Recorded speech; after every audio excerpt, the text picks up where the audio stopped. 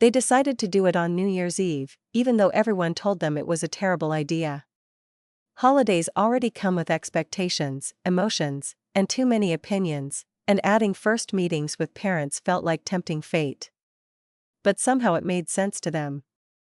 A new year felt like the right moment to bring their worlds together, to stop separating my life and your life and start saying ours out loud.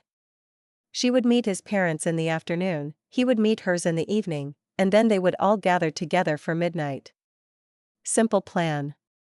Dangerous plan. The first visit was tense in the quietest way.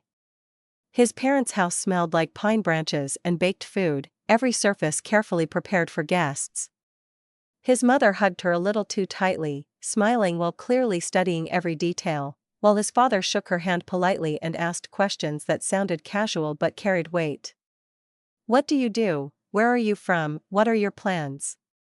She answered calmly, even when her heart beat too fast, grateful for the way he stayed close without hovering. When his mother pulled her aside to show her the table decorations and whispered, "He seems very happy with you," something inside her relaxed.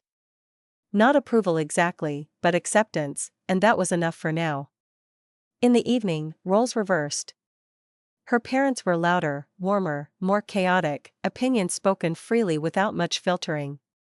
Her father joked too much, her mother asked too many personal questions, and he did his best to stay calm, respectful, and open. He talked about work, about the year behind them, about how they met, choosing honesty over trying to impress. When her mother smiled and said, "You ground her," he understood that this meeting wasn't about perfection, but about intention. He didn't need to be everything. He just needed to be real. By the time everyone gathered together for the new year, the tension had shifted into something softer. The table was too full, conversations overlapped, traditions clashed in funny ways. Someone argued about music, someone complained about the food being too salty, someone else poured champagne too early. And yet, in the middle of it all, they sat side by side, exchanging small looks that said, "We're doing this." Midnight came with raised glasses, mixed toasts, and a few awkward hugs, but also laughter that felt genuine. Later, when the house finally quieted and the year officially changed, they stepped outside together into the cold air. Fireworks lit up the sky, and for a moment everything else disappeared. She admitted she had been terrified all day. He laughed softly and said he had been too. But standing there, hearing celebration behind them and silence ahead, they realized something important. Introducing each other to their parents wasn't just about approval or tradition. It was a declaration. A way of saying this is real, this matters, this is where we're going.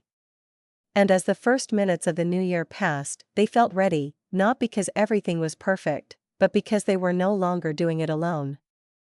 The days after New Year's felt strangely calm, as if the hardest part was already behind them. They returned to their routine, but now it carried a different weight. Conversations with parents didn't stop after the holiday, messages arrived, short calls followed, small comments slipped into everyday talks. His mother sent her a recipe just in case you like it, her father asked him for advice about a practical problem, as if testing how reliable he really was. None of it was dramatic, but each small interaction confirmed that lines had shifted. They were no longer just a couple in private. They were slowly becoming a unit others had to acknowledge. One evening, sitting together after a long day, they talked honestly about how exposed they felt. Introducing each other to their parents had made everything more real, more serious, in a way that excitement alone never could.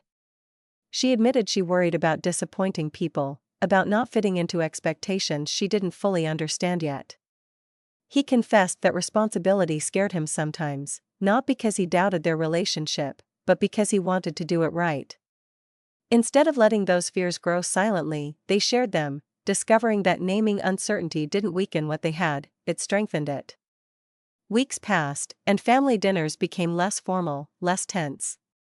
Jokes replaced careful questions, habits became familiar, and awkwardness slowly faded into routine.